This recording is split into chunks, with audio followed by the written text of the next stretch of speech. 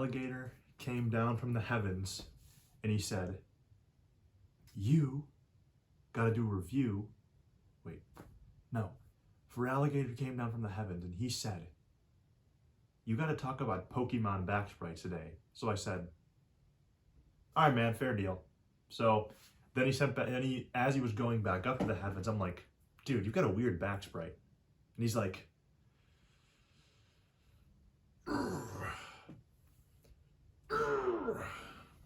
that was it. I haven't seen him again.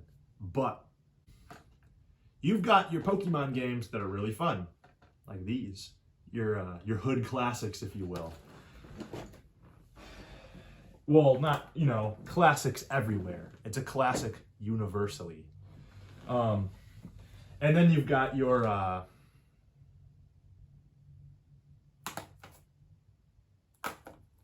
yeah, so before Pokemon was in 3D, it was in 2D. And Pokemon was in 2D from Gens 1, 2, 3, 4, and 5. Now in Gen 5, the sprites were fully animated and expressive and full of life.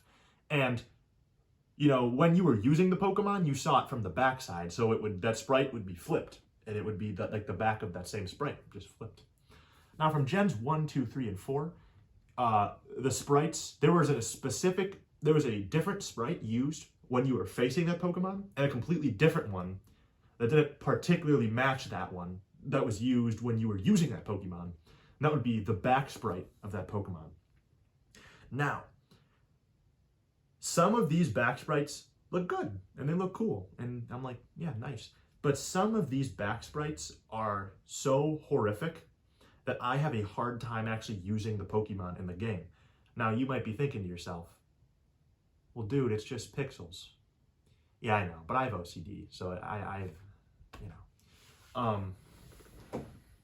can have OCD. I have OCD until I get lazy, and then I no longer have OCD because I just get lazy, to be honest with you. But, who cares, right? Let's get to what's important here. And what's important here is that some of these back sprites are nuts. Like, I cannot even believe what I'm looking at with some of these back sprites. Now, I'm gonna highlight my favorite back sprite of all, and that is Generation 3 Feraligatr. I'll take a good look at that.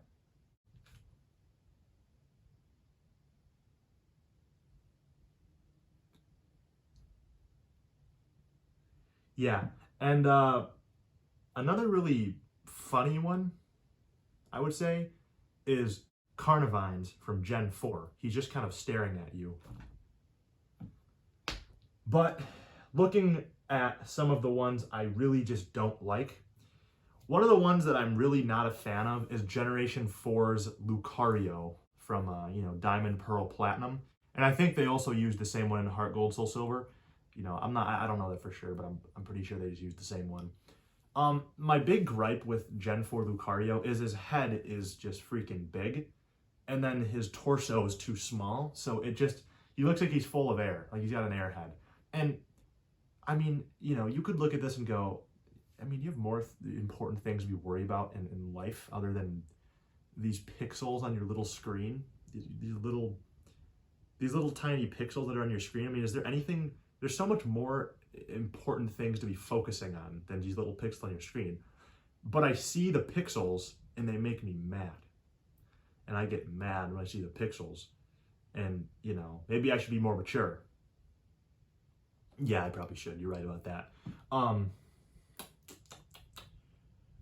But I think it's very interesting to look at the past of these games that shaped our childhood, to see the evolution of where we've come, where we've gone. But another back sprite that's a little weird to me is Flareon from Gen 3. I don't even got a reason for this one. I'm just complaining too much. I got no right to complain. Pokemon, thanks for making great games. Great games that shaped our childhood. Thank you. I shouldn't even be complaining about these little things, but it's funny to bring them to light, I would say, because some of these back sprites, I think some of the ones that are a bit boring that only show like the top of their head. Like I know that Magnazones, you don't see any of his little magnets. Magnazone from Platinum. You just kind of see the little antenna on his head and then like the top of his back of his like head, I guess. That was a little boring. And then Golems is just his arm. That one's a little bit boring. But ones I really like is I like the Gen 3 Alakazam. He looks like he's ready to fight, man. And I also really like Machamps as well. He just looks like he's ready to fight. But yeah. I had no leads with this video. I guess I saw a video on YouTube earlier today that talked about the backstory. So yeah, for the record, this is not my idea, and I'm not gonna take this idea and act like this is not my idea. I found this from someone else. But I think it's very interesting to look at some of these like Feraligatrs. It's very interesting to look at that.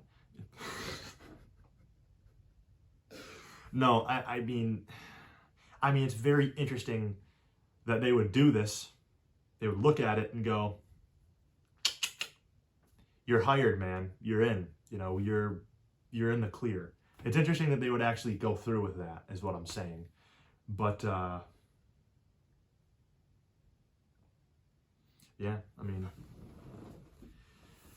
that's the thing. But at this point, I'm kind of just talking gibberish. So I think I got my point across that if you play through a Gen 3 game, I don't think you actually can obtain Totodile.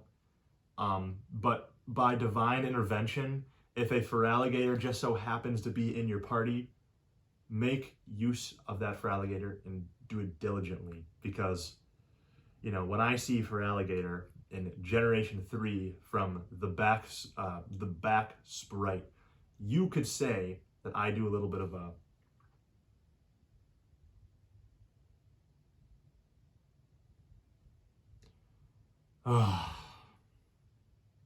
I'm just talking gibberish now, so I think I'm going to do its best for the viewer.